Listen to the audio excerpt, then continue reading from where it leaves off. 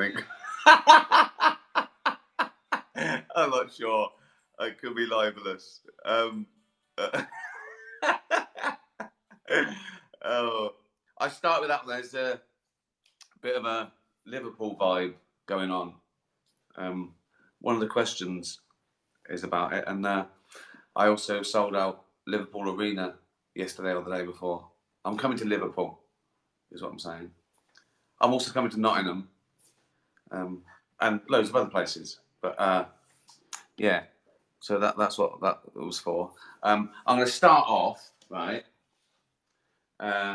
with thanking the gang because, well, one, I got this finally that I think you arranged for my birthday, but it's been stuck in sort of limbo because of coronavirus. Now it's all opened up, and you sponsored a lovely little dog, Gent Lobie, for me from the Oldies Club. So yeah, go to www.oldies.org.uk, and I mean this has turned out to be quite a charity episode as well. Liverpool charity, and I got this card celebrating Afterlife's win at the NTAs from the whole gang. Look at that. And it's signed by everyone, and there's two really, and everyone did a little note. I can't read them all out, but they're all so brilliant. I did read them all, and that was from Ollie Comic Strip that put that together with all the tweets at the time that you were watching it on telly. It's so lovely, so thoughtful. It's good being part of a gang, isn't it? Even though it's called the Bollocks Gang. And we're all losers, and many of us are cats and dogs. But it's lovely to be a part of it. So thanks for that. My eyes are stinging again. Just had a bath. Bubble bath. Also, I've got this thing that's like one of those sort of aromatherapy oils for the bath, and I like it.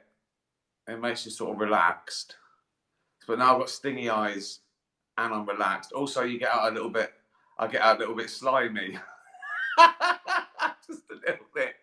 I don't know, sort of waterproof, and so and also I'm knackered from the touring and editing during the day, touring at night. This is my day off, but I think I promised a cat 2 weeks ago that I might do this. Fuck's sake. So, loads of questions. We're not going to get through all of them. Yeah. So, right. Oh, and I should say it's Pickle's anniversary, 1 year since we adopted her, and I'd like to thank Feline Friends and All Dogs Matter. So that's the Oldies Club, Feline Friends, All Dogs Matter, and happy anniversary, Pickle. Look, I'm squinting. I'm trying to read the emails and stuff. Right, let's start off with Titch. If you could, he hasn't got a question, but if you could mention Steph's rescue and the raffle his mum is doing, and also she wants me to mention that some of the rescue dogs have been named after her, which is lovely. So that wasn't a question, but that's just a shout out to the auction. Steph's rescue. It's very charity based, this, isn't it? Dogs, charity, stingy eyes, awards. Right, Bella. Straight into Bella now. If I was to open a stick library for other stick enthusiasts like yourself, what sort of stick would you borrow first? I like a solid sort of like maybe like a small baseball bat sized, right? And like not too thin, not too big, obviously like a log, but that sort of like the top of a baseball. And I also like it when the bark's gone, so it's nice and sort of smooth.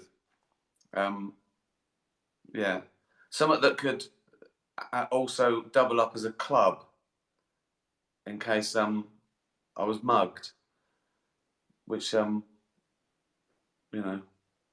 got to start thinking about.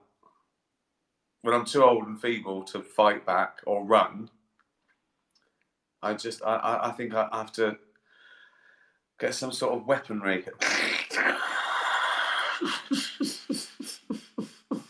always thinking ahead. So a stick that's fun to carry. I've been carrying a stick before, and a dog's come up to me and sort of looked at it, and I've given it to the dog. And the owner must think I'm mental. Like, like a paedophile carries sweets, I carry sticks for dogs. Oh, God. What a weird club this is. Gunnar, what excites you most about your creative work? The initial idea. I could make a joke and say the money, but it's not actually. That comes from anything you do that you do well, and everyone's got to work. So for me, it's the initial idea. When I have a good idea, I go, oh, do you know what I mean? I can't wait, and I think, well, calm down. Also, I've discussed this a lot on my podcast with Sam Harris. That your thoughts aren't really your own. You're at the mercy of the cosmos. So you can't help what you think. You can't plan to think something. It comes, right? So all you can do is let yourself be open to that, and that's why you've got time. Have time to think. So there's lots of distractions. You can't be being creative if you're doing stuff. So that's all I do. Just sometimes sort of, give myself time to think, like going for a run, listening to music, being on a plane, falling asleep. That's the worst time. When you're falling asleep and you have an idea and I can't be bothered to write it down. Or I can't rustle a pencil and paper. So I've probably forgotten more ideas than I've seen through to fruition. Also, we talk about when you dream something you think's good, and you wake up with this fucking bollocks. You dream. We dream jokes, and you wake up and you think that's a great joke, and you look at it, and you go, no, it's not. It makes no sense. Makes no sense at all. So yeah, the initial idea, that's the most exciting thing for me. Joey, it's the big hitters straight away, isn't it? I've heard you're bringing Supernature to my home city this month, Liverpool. I hope you're coming to visit me. I might be a bit busy, Joey. My question is, what do you like about Liverpool, and can you do a Scouse accent? Right. Well, I've been to Liverpool very often, and when you do go to these cities, I get out of the car, I run to my hotel suite, I go to the gig, I run to the car, I run back to my hotel suite. So I'm sort of like a recluse, depending on where I am in the world. So I haven't seen a lot of it, but I'm obviously a fan of the culture. My new favourite Scouser at the moment. I just did Tony Bellew's podcast. He's a Scouser, isn't he? I'm trying to justify that I like Scousers. Yeah, my new favourite Scouser is a UFC fighter called Paddy Pimblett. Great name, great hair, great fighter. He's just really funny as well. I like him. He fights like he's in a car park. Great. It's really great. Check him out. You'll like him. Can you do a Scouse accent? Oh, well, I can, but, well, probably not very well. It might sound good in my head, but to people in Liverpool going, what's that? Oh, God. I'm going to do it. I'm going to do it knowing it's going to be shit and you're going to laugh. Okay. Hello there, mate. How's it going? Like, why is that going up too high? Hello there, mate. How's it going? Like, no, nearly. Fucking hell. They do that, don't they? They do that sort of Dutch thing. Or is it Welsh? It's probably a Welsh influence, isn't it? Yeah. I like la. I can't do it. How's it going? Like, you fucking bastard. It's not very good, is it? Is it all right? You know, I've got the gist of it, haven't I? That's probably offensive as well. That's probably cultural appropriation, isn't it? I'm stealing Scouse culture to make me look cool. I apologise to everyone in the Liverpool area. Joey's got me in trouble. Ducky, if you, I think it's a duck. If you, what fucking life this is. If you could star in any TV show from present or history, excluding your own, which would you want to be in and why? Well, the first ones obviously you think of are that your favourite shows like The Sopranos and, you know, all those really cool dramas that I like. But nostalgically, I suppose, it'd probably be something like Columbo. It'd been amazing to be or the Waltons, something that I loved, or Rhoda. Going back, do you know what I mean? Because you've got all those lovely mixed memories. Not just that it was a good show, but you know where you were and everything, and you know anything like your mum and dad were still alive, and all those things sort of mix into it. So actually, Columbo. I mean, you couldn't get better than that, could you? Being a guest star in Columbo, I'm having that. Joette, you can bring any mythical creature to life. Which one? And is it domesticated? First one I thought of was the Minotaur. I love bulls. Minotaur is a body of a man, head of a bull, right? And I saw a statue once. I went to this art fair. I've been to loads, but I went to an art fair. I don't know if it was New York or London, but there was a little statue of a Minotaur, and what they'd done, he was sort of seated, and he was sort of like sitting like that, and so you put him on the end of a table, so his sort of legs were dangling, and it was a head of a bull, and he was just like sat there like that. I thought it was amazing. I just couldn't. It was just brilliant. Because there's something so sad about it. Probably just having the head of a bull is a bit annoying. That's heavy. If you're a bloke and you've got the head of a bull, you've probably got a constantly sore neck. But you won't have to carry a stick, will you? No one would mug a Minotaur. So, boom. Get that in your face. You twat. You wanted this. I think, you know, there's also a delay, isn't there? Look, if there's still a delay on this, you've got to, and you want me to do this again and not go over to Instagram, you've got to tweet, Twitter, what are they called? When they do stuff for you, Twitter support. Everyone tweet Twitter support and say sort out the fucking. It might not be, but I bet it is. I bet this is the delay. I mean, it doesn't really matter, does it? I'm just talking. I'm not doing anything, but it's just annoying. Oh, it's a stinging. Fuck's sake. What a fucking wreck. Oh, it's my day off. Right. Leopold and Loveday. Uncle Ricky. That's weird, isn't it? Does Mr. Sam Harris love animals like you? I assume so. He's a very ethical sort of person. So I assume even if he doesn't go on about it as much as me or go out and scruffle dogs every day, I would like to assume that he probably is, just because he cares about, you know,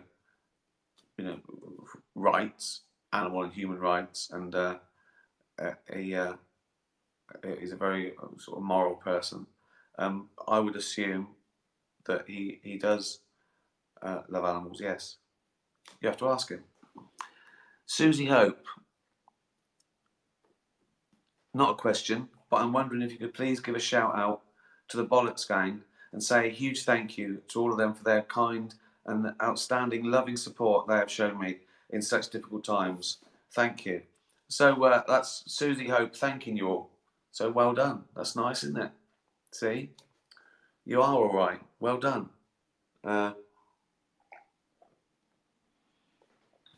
Yeah, I suppose it's a good gang to be in, isn't it? If you're going to be in a gang. Oh, this is from Towley. This is Pickle's towel account. A towel.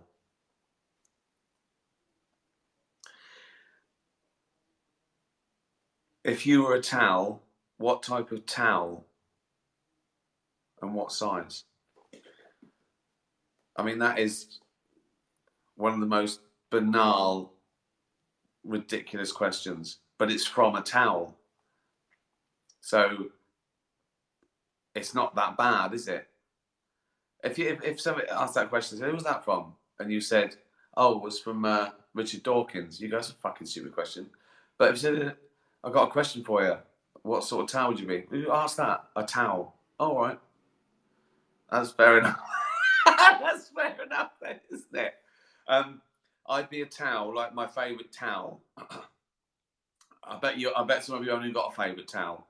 I mean, obviously they're sort of in circulation, right? But I love it when I get one of the oldest towels we've got. It's about 5 foot long, 3 foot, right? And it's so old that it's really thin and rough. And that's why a new fluffy towel, I don't like it. You can't grab it. It just, I don't know, it moves the water. I don't like it. I like that. This is like, some of the towels are so old and so thin that I rip them. And I go, oh, I've ripped my oldest favouriteest towel. Fucking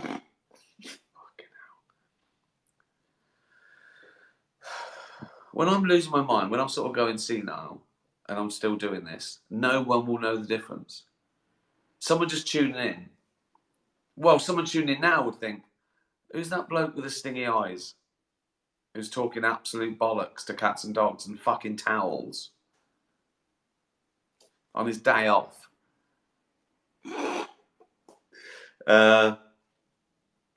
Harry the cat. On a rare day off, do you prefer to A, chase a taco till it's sopping wet, sit on a rock and watch the world go by? That one's good. Lie in the heather with your legs in the air. That would be weird. I think sit on a rock and watch the world, which I sometimes do in Central Park. They've got like big outcrops, and they're nice to sit on, particularly on a hot day. Sit on a nice rock. So it's that one. It's the one that isn't too weird for a human being to do. Chasing the taco around till it's sopping wet. That'd be mental. Lying in the heather with your legs. It's the legs in the air that's the weird bit. So sitting on a rock and watching the world go by. Thanks for asking, Harry. Louise. It's a great feeling when you say something funny and everyone around the table in the pub laughs. It is. How does it feel doing that in front of thousands of people live? Do you get an even bigger buzz from it? No, you don't. There's nothing better than the laughs you get in a pub with people you know. The laughs we have backstage, sometimes we're laughing so much, and I think, oh, I've got to go out on stage and not be quite as funny as this. Do you know what I mean? There's nothing like it. when I first started off in stand-up, my aim was to be nearly as funny as I am in the pub with mates. And not just me, I mean, that's everyone's. There's nothing better. There's nothing better than making people you know laugh and building on it. So that's always been the buzz for me, making people laugh. And it's definitely no better with 20,000 people. It pays better, but no, that's what it's for still, isn't it? That's what it's for. Yeah, I agree. It's brilliant. Otis, you have to trade lives with someone for 1 week. Upon returning to your own life, you must allow that person to keep one meaningful belonging of yours. What would you trade? Who would you trade lives with, and what would you let them keep? What would you want to keep from them? Oh God, I'm never good at these things because I never want someone else's life. Do you know what I mean?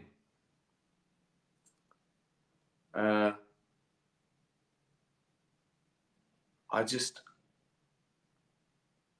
and not because I'm not saying their life isn't good. It's like there's nothing like just. I don't even like leaving the house.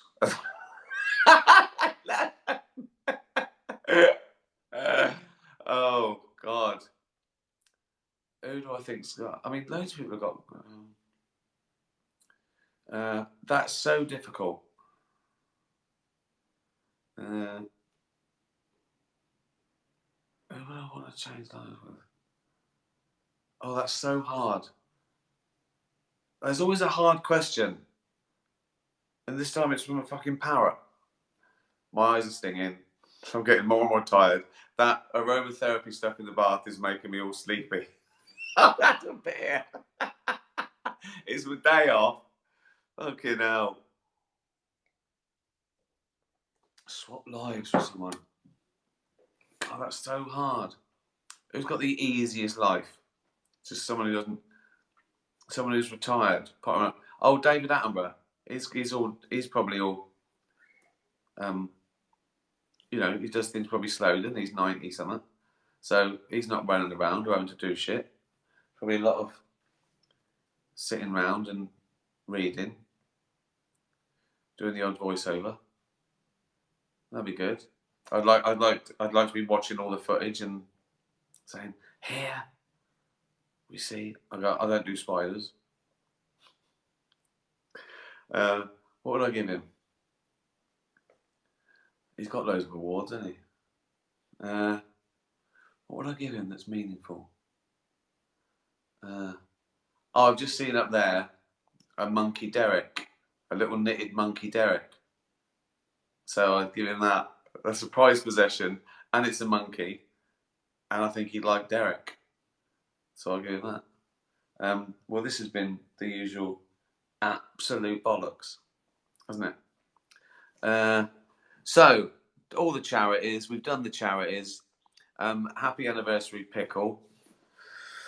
What else? I should mention Jane's got a book out. She'll like that. You can order that. Thanks again to the Bollocks Gang for the lovely card. That's my prize possession, but I wouldn't give it away because it's so precious. And David Attenborough would go, "What the fuck is this?" You think it was outsider art. You think that this looks like it's been smuggled out of prison, doesn't it? It's like that. I go, "David, this is from my friends," and he'd go, "Oh, where are your friends? Are they locked away?" I go, "Yeah, a lot of them are locked away."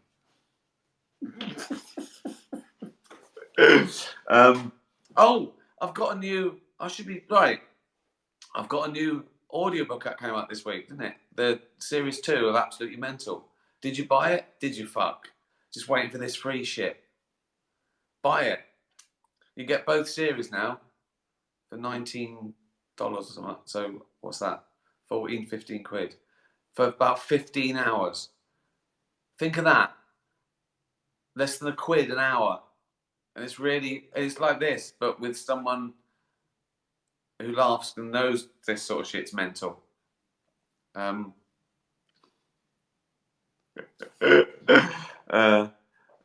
else? Oh yeah. So I'd like to. I can't wait to come to your town if I'm coming to your town for gigs. I've had to cancel a couple of gigs. Not my choice.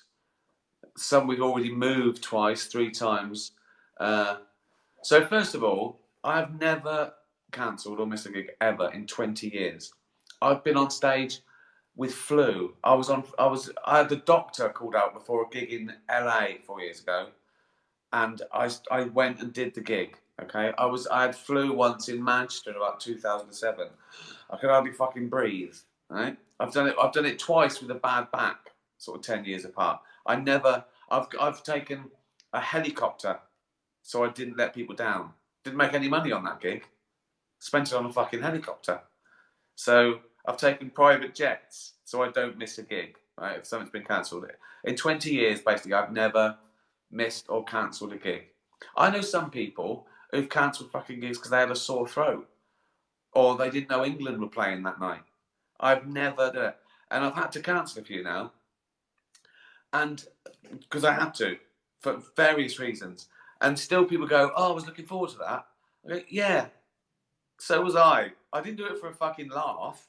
I gave them weeks' notice, you know." And this the idea that people think that I wake up and go, "I don't want to do this," like a sold-out gig. I'm giving back hundreds of thousands of dollars, and they think I could have helped it. There's nothing I could do. We tried everything. Sometimes we went to play the venue. We tried to put it in a bigger venue and it wasn't available. I've moved it.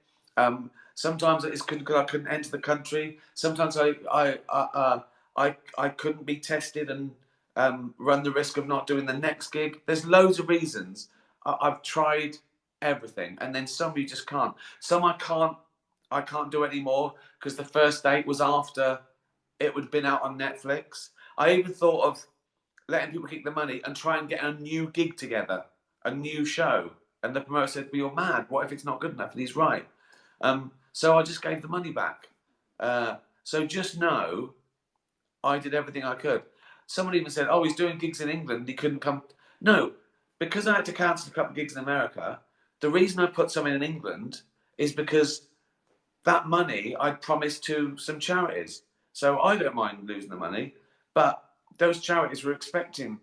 So I put one in England so I can still pay the charity. So just know, if I've had to cancel a gig, I had no fucking choice. And I'll come back, and I'm really sorry, but seriously, you know, I lost months sleeping. Was that going to happen? That would move it, and then sometimes you just go, "Oh, you know, I'm not in charge of immigration. I'm not in charge of the pandemic." I wish I was. I wish I was. So anyway, thank you for your and thank you for all the people that are understanding. And you know, it's only a couple of people I don't know. They go, "Why?" They don't know me. They're probably used to these other artists who just can cancel. They can't be bothered. But that's not me at all. So yeah, I hope you're happy with that explanation. Well, that was fun, wasn't it? Let's do this again sometime. I can't promise when. I've got gigs. I've finished editing Afterlife 3, but there's still lots of technical stuff they have to do, including translate into 160 languages, which takes months, obviously. But you know, that's on its way. It's the best one I've done. I think you'll like it. It's I'm going to find it hard to beat the third series. I put everything into it, from the story to the music. Yeah, I pulled out on the stop. So if you don't like that, you won't like anything. Supernature is the best it's been. if you couldn't get a ticket or I didn't come to your country, watch it on Netflix next year. Buy Absolutely Mental if you want, or just donate some money to a charity. It's just as good. Yeah, thanks very much. Thanks, Bollocks Gang. I hope you enjoyed that. My eyes are stinging. Tattoo bye, everyone.